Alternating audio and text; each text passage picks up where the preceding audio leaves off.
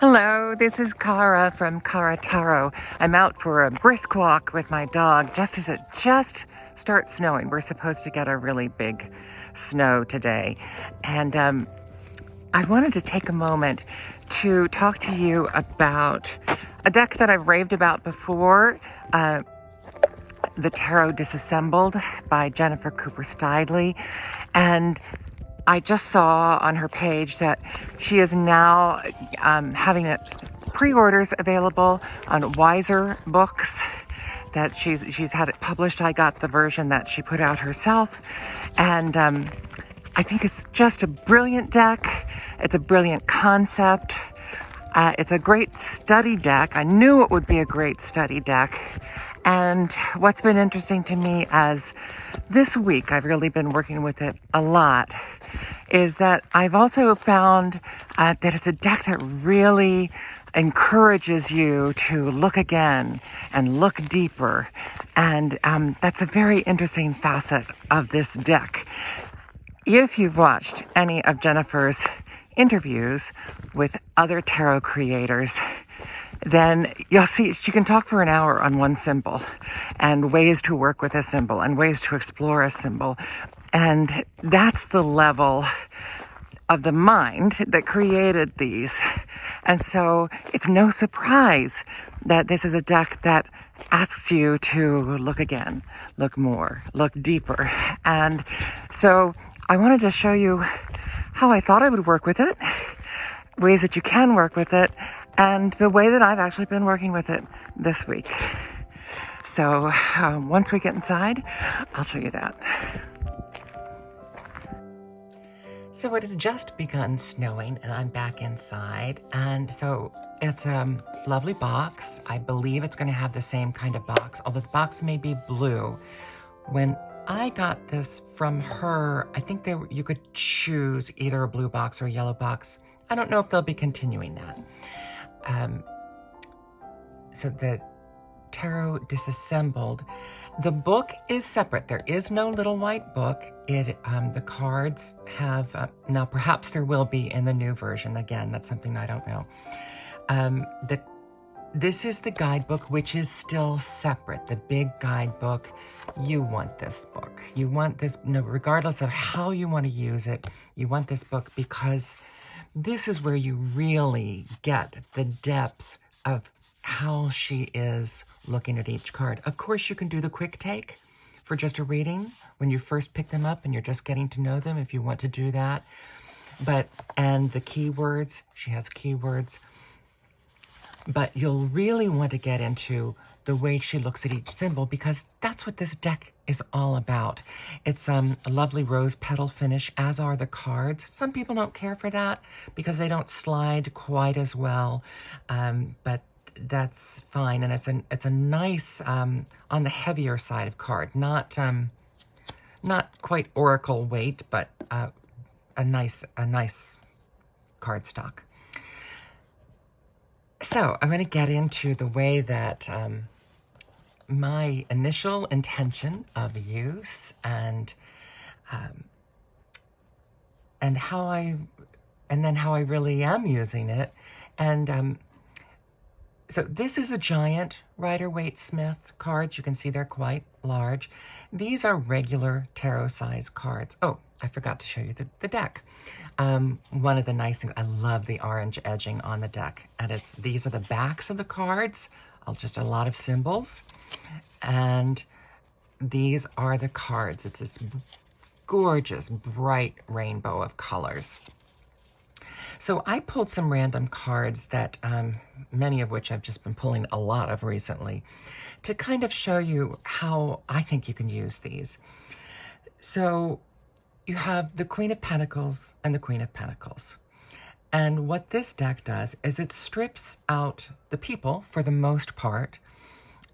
Very few of the cards does she keep people, and as she has an interesting representation of a person if she has to have that person in there.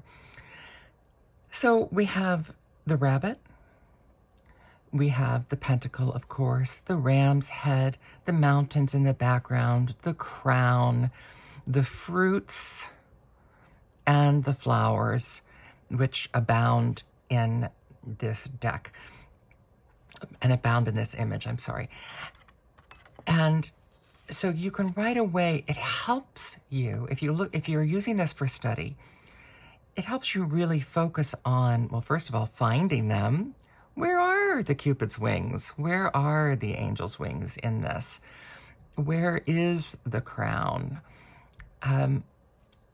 Where is the rabbit? It's a little hard to see in this version. So right away, you can see them side by side, and it helps you really focus on the symbols. I wanted the pears and the fruits are in the back of her chair. I want to point out, as I said before, do look up the interviews that Jennifer has on her YouTube page. It might be under Ferocious Ink. That's all one word. That was her production company name. Because you really get a sense of how in-depth she's looking at these symbols. So we have the stained glass, Pax, the 3 swords above, the 1 sword below, the pillow, the praying hands, the armor. These are all things that, again, help you study the symbols. I won't go through each one, but you can sort of see, and here with the bandage around his head, she's got a more traditional bandage. Something that you might not always pick up on when you pick up the 9 of Wands. Interesting, when I was doing a reading with these cards, the Tarot Disassembled, it made me think about the clouds a lot more than when I normally pick up this card. Suddenly, I just had a lot more depth in the way I thought about the clouds. The Wheel of Fortune, so many symbols in this card that you can pick out. So symbol study was, along with a very traditional deck, was one of the ways that I assumed I would use this deck. And I do, and I can, not as much as I thought I would, mainly because I just haven't had that kind of time for that kind of study lately. I'm a senior caregiver, and my time is often not my own. So then another way that you can use this is, this deck is the Holy Card Tarot by Patty Gallagher. It's just an exquisite, strong, different, it's Rider-Waite Smith, and you can look it up at holycardtarot.com. Again, with this, the book was separate because she only recently came out with a book, and so I did get the book, and that helps with this deck a lot. But you'll see right away, this deck does not use the traditional symbols. So this is another way that I knew this deck, that Disassembled, would be good to, I can look at this, get my intuitive feelings and everything I can get out of the picture here, but then I can say to myself, lay them out side by side and say, what symbols are missing here? Am I missing something from my reading of this card that I would get in a traditional deck? And I think that's another excellent use for the Tarot Disassembled. But I love the Holy Card Tarot for the fact that it does give you a completely different viewpoint on these images. And also, in her booklet, she gives you information about the actual holy card that it came from and the saint that is being depicted, or what biblically is being depicted.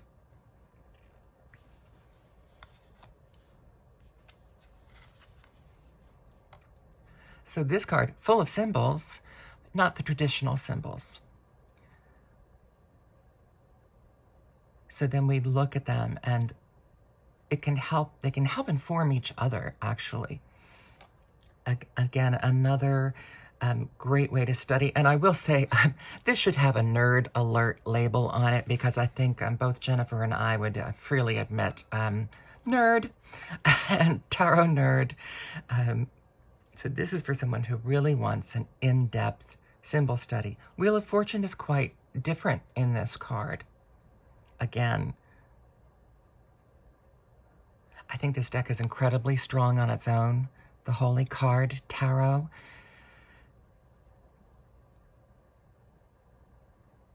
But this really adds something to it if you study them both together.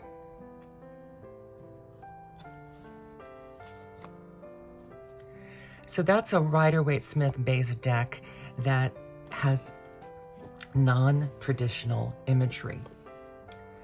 And the third way that I thought I would use it, and it's perfectly great to use for, is one of the decks that I just love, from Il Menenghello, the Naibi, de Giovanni Vacchetta. Perhaps one of the most beautiful decks that I own, so colorful. And because this is a Tarot de Marseille, but it's an enhanced Tarot de Marseille style, so some of the Rider-Waite-Smith symbols would not be there, and it's a great way then to help you work with and learn pips. The court cards and the majors are going to be much more the same, but you've got different imagery again. So if you've started with Rider-Waite-Smith, this kind of reminds you of what's not in this picture.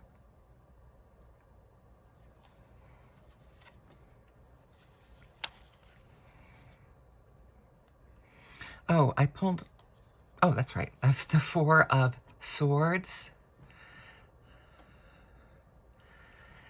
And it's interesting then to see the parallels. We do have the armor.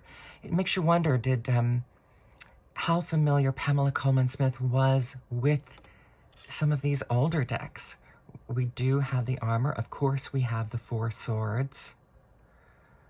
And then we have these wonderful ribbons and bows and ways that they're tied in the Vacchetta deck. That's both decorative, but also gives you other hits of meaning. Interesting, the Nine of Wands here. The wands are substituted with organ pipes. Any deck that has musical instruments in it has me as a working musician and teacher of music. But again, quite different imagery here. So then putting this alongside it helps remind you of the symbols from the Rider-Waite-Smith that are not in this.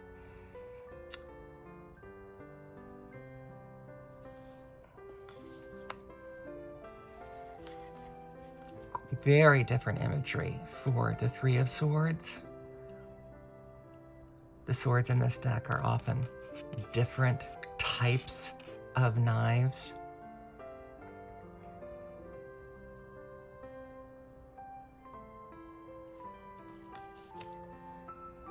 And the Wheel of Fortune. So this is just one example of using the Tarot Disassembled to go alongside a pip deck to help flesh out the meaning of the pips for you. But then I just wanted to say how I've ended up using it. I've been using it for kind of a one-card draw, and then also in readings with more cards. And what I have hit on as a way that really helps me work with this deck is that I say, okay, Four of Swords, and I say one word, rest. Then I look at each symbol and see what this adds to rest. And then, keep going symbol after symbol. So this is what I was talking about. It invites you to go deeper and deeper and consider more. What does the armor mean? What in relationship to the rest? What does the pillow mean in relationship to the rest? What are the praying hands? And the same thing with each of these, if if it's heartbreak, and then it's the sky is crying with you. So the whole world appears to be crying. Lord, good, goodness knows that that's kind of where we are internationally right now with this insane things going on in the leadership of the United States. The sky is crying, and then these are storm clouds, but we know that storm clouds pass.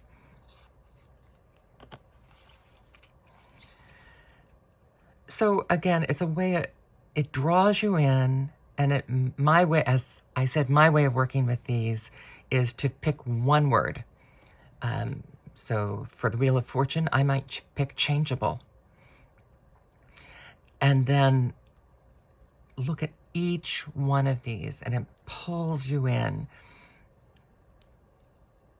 And you can really spend a great deal of time thinking about what does the bull mean to you? What does the lion mean to you? If you're in a reading with another person, that person is going to have their own associations with those things, and putting them together with the changeability of the card. So as I said, I'm not being paid by Jennifer. I purchased this deck on my own because I thought it was interesting, and it's been everything and more than I thought it would be.